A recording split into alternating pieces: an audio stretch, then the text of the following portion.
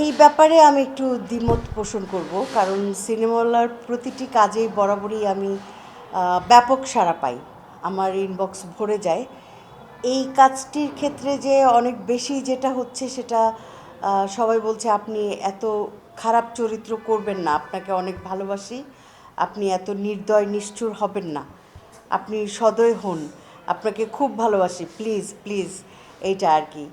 আর বরাবরই আমি বিগত দিন বছর সিনেমাওয়ালার যতগুলো প্রজেক্টে কাজ করেছি, এমন কোনো প্রজেক্ট হয়নি যেটাতে আমি সাড়া পাইনি, ব্যাপক সাড়া পেয়েছি। এই বিষয়টি আমি সম্পূর্ণ কৃতিত্ব দিব আমাদের পরিচালক মোহাম্মদ মোস্তফা কামাল রাজ, কারণ ওনার প্রতিটি নাটকেই আমি দেখেছি পারিবারিক শিক্ষাটা অনেক বেশি গুরুত্ব পায়। ওনার নাটক মানেই কিন্তু আদব কায়দা শিষ্টাচার প্রতিটা জিনিস দেখেছি। এমনকি ওনার যে সিনেমাগুলো তৈরি হয়েছে, ওনার যে সিনেমাগুলো, সেখানেও আমি দেখেছি যে পারিবারিক বন্ধন, এই যে আদব কায়দা শিষ্টাচার, সালাম, বয়োজ্যেষ্ঠদের সম্মান করা, এই বিষয়টি কিন্তু ওনার সিনেমাতেও আমি লক্ষ্য করেছি। এবং ওনার সঙ্গে যত বছর ধরে কাজ করছি, আমাদের তো একটা ভাই বোনের বন্ডিং হয়ে গেছে, আসলে বললে কম বলা হয়ে যাবে, বেশিও বলা হয়ে যেতে পারে।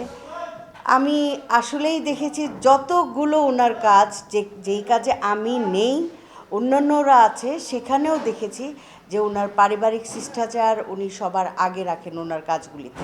যখনই ফেসবুক মনিটাইজেশন পেয়ে গেল, এই জিনিসটা প্রথাটা চালু হয়ে গেল, সবার একটা আলাদা আলাদা করে পেজ, কারো একাধিক পেজ আবিষ্কার হলো এবং অনেক অনেক ডলার আর্ন করতে থাকলাম আমরা।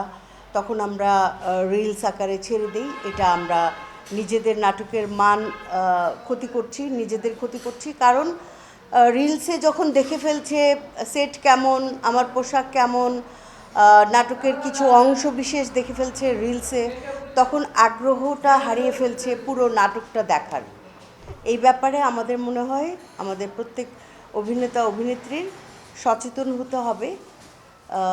আর ওই যে অর্থের লোভ, এটা সংবরণ করতে হবে। বর্তমান সময়ের 3টা জনপ্রিয় সিরিয়াল, যেখানে নাকি টেলিভিশনে মুখ থুবড়ে পড়েছিল সিরিজ নাটক কিংবা ধারাবাহিক নাটক, কোনো দর্শক ধরে রাখতে পারছিল না অনেক বছর, দীর্ঘ বছর। সেই কবে আমরা ফ্যামিলি ক্রাইসিস করেছিলাম, ফ্যামিলি ক্রাইসিসের পরে কোনো সিরিজ নাটক দর্শক ধরে রাখতে পারছিল না। তারপরে এলো দেনা পাওনা মাশাল্লাহ, দেনা পাওনার রেসপন্স আপনারা সবাই জানেন, মাশাল্লাহ মাশাল্লাহ মাশাল্লাহ। ওই যে সিনেমাওয়ালার একটা সন্তান দেনা পাওনা, যে সেখানেও পারিবারিক শিষ্টাচার, সেখানেও পরিবারের গল্প, সেখানেও মা বাবা ভাই বোন, সেখানে চাচা চাচি সবাই আছেন, দেনা পাওনা। আর আমি 7 বছর ধরে করছি ব্যাচেলার পয়েন্ট। ব্যাচেলার পয়েন্টের শিরিনের গ্রহণযোগ্যতা সারা দেশব্যাপী আছে, মাশাল্লাহ আলহামদুলিল্লাহ। আর এই যে আমাদের সেই ফ্যামিলি ক্রাইসিস থেকে শুরু করে দেনা পাওনা, শেফালি খালা, এখন কি আঞ্জুমান বেগম, রাগিমা, মাশাল্লাহ মাশাল্লাহ মাশাল্লাহ, যে সব জায়গায় আমার রেসপন্স পাচ্ছি।